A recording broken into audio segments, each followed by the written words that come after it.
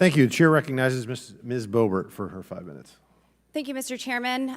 You know, it's interesting hearing the rhetoric from the other side of the aisle. I used to say we don't differ in our hearts. We differ in data. No one wants to see children injured or even lose their lives. However, especially since serving in Congress, I've seen that Democrats do differ in their hearts because they're doing nothing to save lives in the womb. We had a Born Alive Act where one Democrat voted in favor of a full-term baby who is being aborted and survived that abortion, would be born alive, and then issued medical care to save that child's life. So we do differ in our hearts. I have not seen my Democrat colleagues defend innocent life, but they want to use these talking points of children in tragic, horrible scenarios as a political pawn to regulate law-abiding citizens.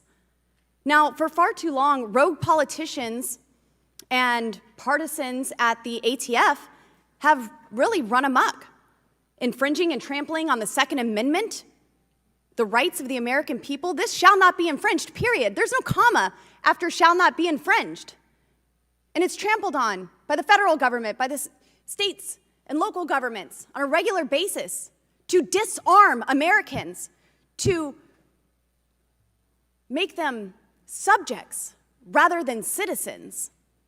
And I stand by the statements that I made because this is to protect the people from a tyrannical government, and it's for self-preservation. This is to defend yourself, your life, which is so valuable. But anyone remember, since we are talking about the ATF, and Mr. Chairman, I actually second Mr. Gates's comments. I would love to have the ATF in here so we can actually question them on this rule. But do any of you remember Project Gunrunner and Operation Fast and Furious? Yeah, the fact that the ATF allowed 1,000, no, more than that, thousands of guns to end up in the hands of Mexican cartels and criminal organizations, and they lost thousands of these traced firearms. And then one of these guns was used to kill border agent Brian Terry, all through some brilliant government program. And it's absolutely outrageous. If you think the ATF is going to be successful in this, making millions of Americans felons through this rule that is an overreach of the separation of powers. You've heard it from the witnesses today who don't necessarily agree with my stance. Mr. Wilcox says that it's us that make the law. Congress makes the law, not bureaucrats. And they're seeking to make millions of Americans felons with this rule. Now, what happened with Fast and Furious, with these traced guns that they lost, thousands of them? The records in question, well, a judge found that they were not covered by privilege and that they were supposed to be released to the American people. Well, what happened to those records? That's right. Nancy Pelosi and the Democrats ended the House lawsuit when they took control in 2019 and further buried this scandal. Absolutely shameful.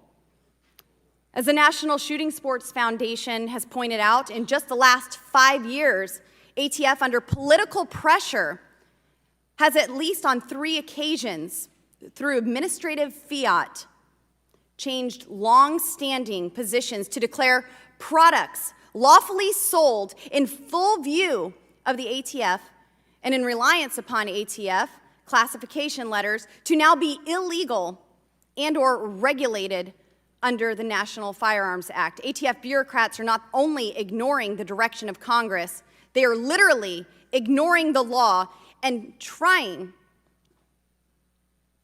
to rewrite it themselves. A complete separation of powers. And I apologize, I did have some questions for the witnesses, and I do thank you all for being here and providing testimony, but hearing this on the other side and then just realizing that we differ in data as well as in our hearts because we do want to protect innocent lives.